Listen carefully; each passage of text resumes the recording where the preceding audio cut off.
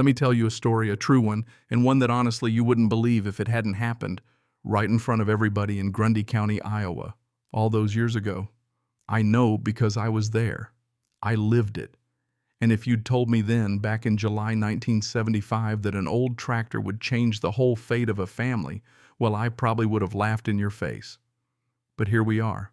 It started like so many farm stories, with a death and a will.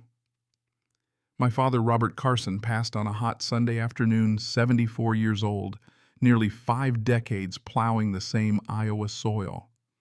By Wednesday, my brothers and I, James, Michael, David, and me, Sarah, were all gathered in the lawyer's office, the air thick with anticipation, and honestly, a good bit of anxiety. I could feel my palms sweating sitting in that stiff old chair while Martin Fletcher, Dad's lawyer since before I was even born, pulled out the envelope. The boys, they'd all carved their own paths, kind of. James, the eldest, had never left the home place. He was Dad's right hand, every spring and harvest. Michael bought the next farm over, pitched in when things got wild. David, well, he left for the city fancy accounting job, but he always talked about coming back someday. Me, I was the daughter. Kept the books at the co-op, lived in town, but truth be told, there wasn't a fence post or tractor on that farm I hadn't touched or fixed or cleaned in 20 years. Every night, every weekend I was there. Nobody knew that land better. Not even Dad after he started to slow down. So Martin starts reading. Legal stuff first, sound mind. Final wishes the usual. Then one by one he lays it out. James gets the home place, 240 acres, the good north section, all the buildings. Makes sense, right? Michael, 240 acres on the east, smiles all around. David, 240 acres to the south. He looks shocked but pleased.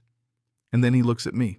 To my daughter, Sarah Carson, I leave my 1958 Farmall H tractor serial number, FBH 35847, free and clear.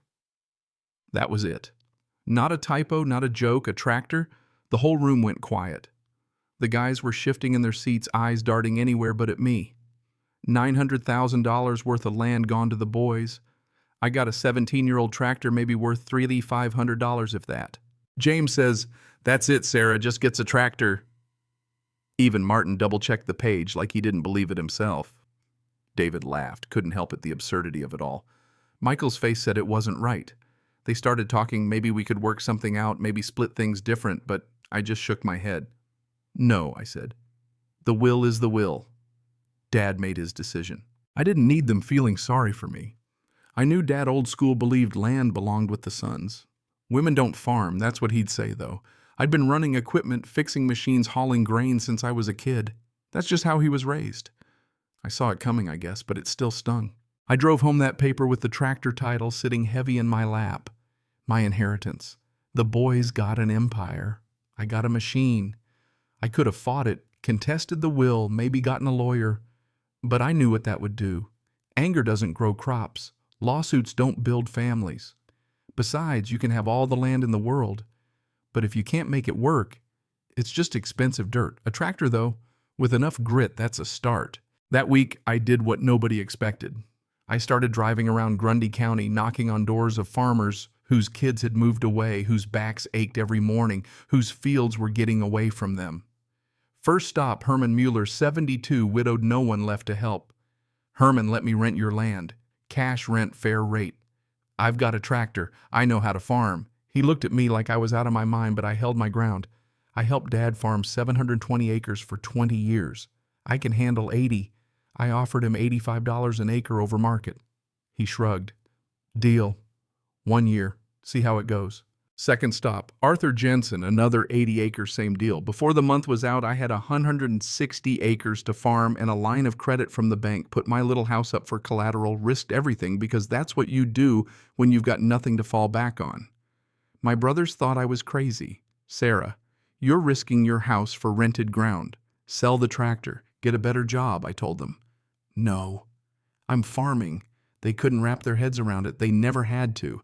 The first year nearly broke me. I did everything: plowed, planted, sprayed, harvested, marketed, ate ramen, and worked till midnight. But you know what? That old Farmall never let me down.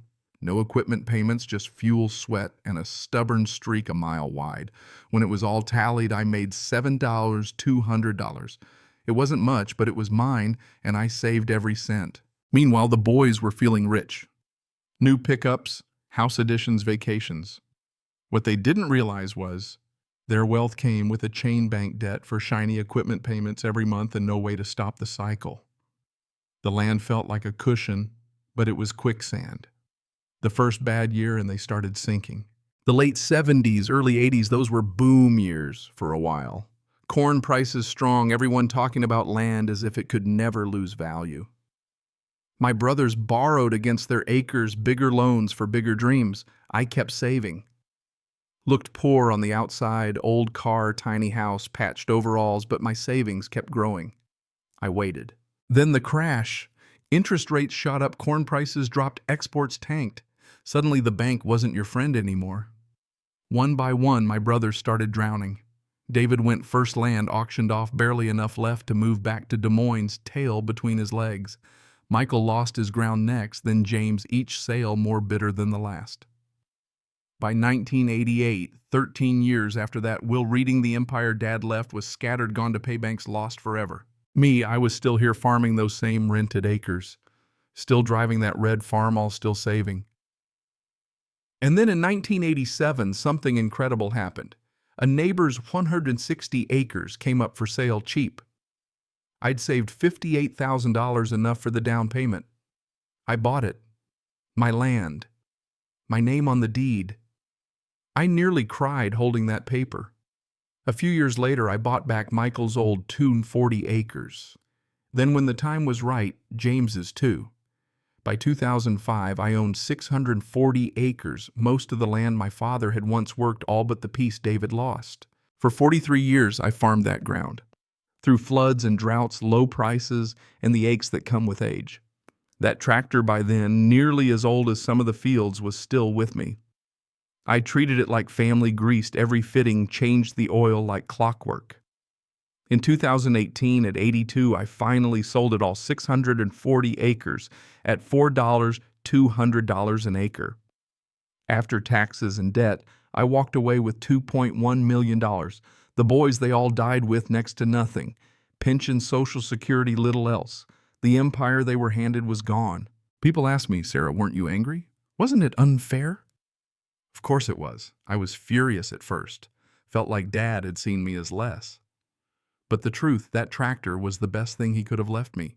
It forced me to build everything myself. Forced me to be careful, tough, and smart. My brothers got everything, but they didn't know how to keep it. Looking back, I learned something Dad never meant to teach: ownership without wisdom is just a slow walk to losing it all.